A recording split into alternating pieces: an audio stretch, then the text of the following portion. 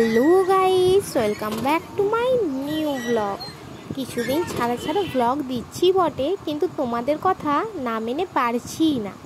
তো সকাল সকাল কিন্তু সেদিন রিলসের ভিডিওটা আমি দিয়েছিলাম। বরমশাই কোলগেট নিয়ে আমার হাতটা পরিষ্কার করতে লেগে গেছিলো, যেহেতু বউ আবদার করেছে, না করলে হয়। তাই আবদারটা শুনে বর মানে শাখাগুলোকে পরিষ্কার করে দিচ্ছিল।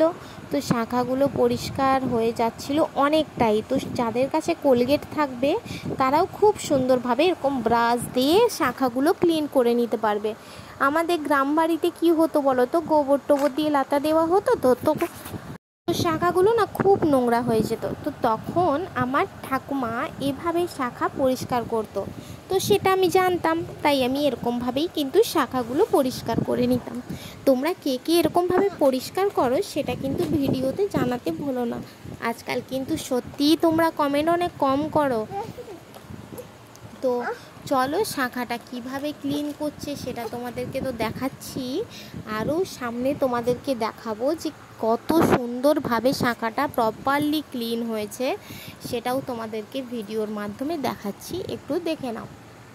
তো দেখো বন্ধুরা, ক্লিন করার পরে কত সুন্দর চকচক করছে, কেউ বলতেই পারবে না যে শাখাটা কিন্তু পুরনো বলে। আর কি সুন্দর ক্লিন হয়ে গেছে, পুরো খাঁজ টু খাঁজ না, এক ফোঁটাও কোনো নোংরা নেই, এত সুন্দর ক্লিন হয়ে গেছে। তাই শাখাটা মানে ছিলই, পলাটা পরে নিলাম। তো এটা ছিল আমাদের সকালের কাজবাজ। তারপরে আমরা চলে গেছিলাম চিনির সাথে গার্ডেনে। তো মেয়ে এখানে অনেক খেলা করতে চায়, তো ওখানে খোলা জায়গা সেরকম একটা পায় না। আমাদের বাইরে আছে, বাইরে অনেক ধুলো, আর সারা দিন ধুলো ঘাঁটতে থাকে আর খেলতে থাকে, প্লাস ধুলো কত যে খেয়েও নেয় তার কোনো ধারণাই নেই। তো ওর বাবার ছুটি ছিল, তো আমি চলে গেছিলাম ওদেরকে নিয়ে গার্ডেনে। আর ও বললো যে চলো একটু ওদেরকে ঘুরিয়ে নিয়ে আসি। তো চিনির তো জ্ঞানের পরে ফার্স্ট ও গার্ডেনে গেছে, কারণ ও ছোটোবেলায় গেছে ফটো শ্যুট করতে, কিন্তু তখন ওর অতটা জ্ঞান হয়নি। এখন বেশ ও গেছে, ওর তো খুব মজা লাগছে ওখানে গিয়ে খেলতে।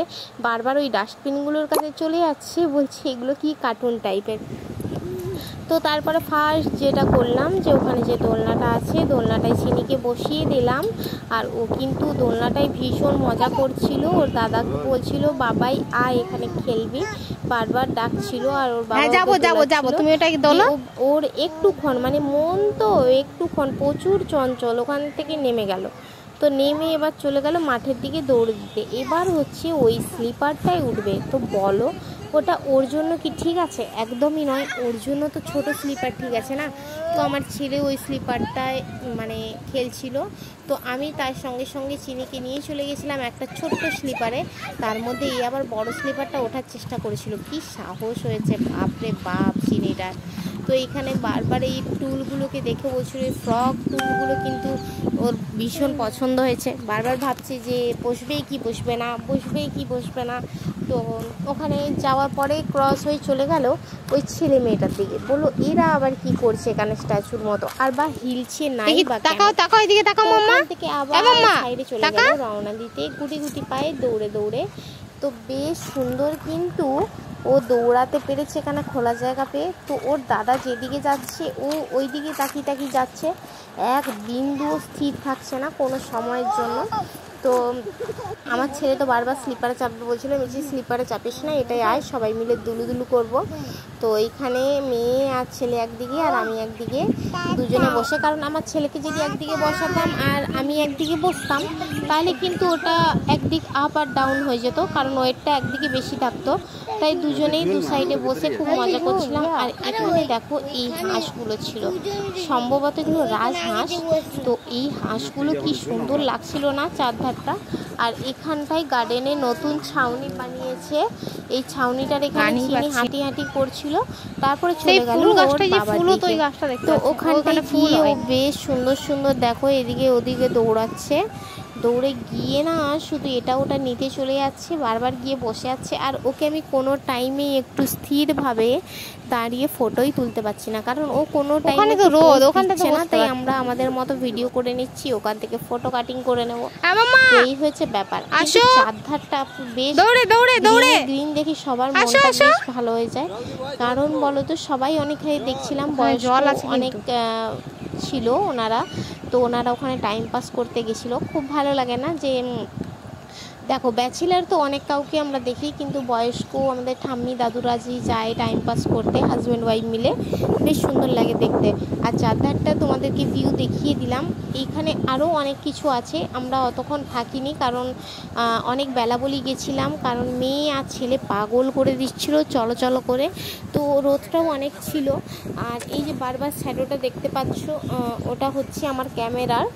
তো সবাইকে জানাই যে হচ্ছে আমার ফোনের ক্যামেরাটা খারাপ হয়ে গেছে, সেরকম একটা ভালো নেই। যতদিন না নিউ ফোন নিচ্ছি আমার ভিডিও তোমরা ঠিক মতো দেখতে পারবে না। আসো আসো, এদিকে দৌড়ে আসো, দৌড়ে আসো, দৌড়ে আসো, আমি ফুল ফিল্টার মারি দিয়েছি। এই হচ্ছে দৌড়ে আসো। তো চলো তোমাদেরকে আরেকটা এডিটিং দেখিয়ে দেই। এই দেখো কিরকম লাগছে, এটা না আমি এডিট করেছি, কিরকম লাগছে সবুজের সবুজ জানিও কিন্তু, ঠিক আছে। আর এই ভিডিওটা মানে সত্যি কথা বলতে নর্মাল ভিডিওর থেকে একটু হলেও ইউনিক।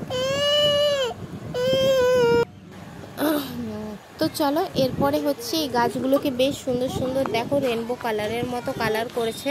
আর চিনি তো কোনো সময় আমাকে ঠিকমতো ভিডিও এডিটিং করতে দেয় না, তো সবশেষে ওর বাবা ও মিলে চলে গেছিলো হচ্ছে দোলনায় দুলুদুলু করতে। তো ওরা দুলছিল আর আমি ফট করে ভিডিওটা করছিলাম।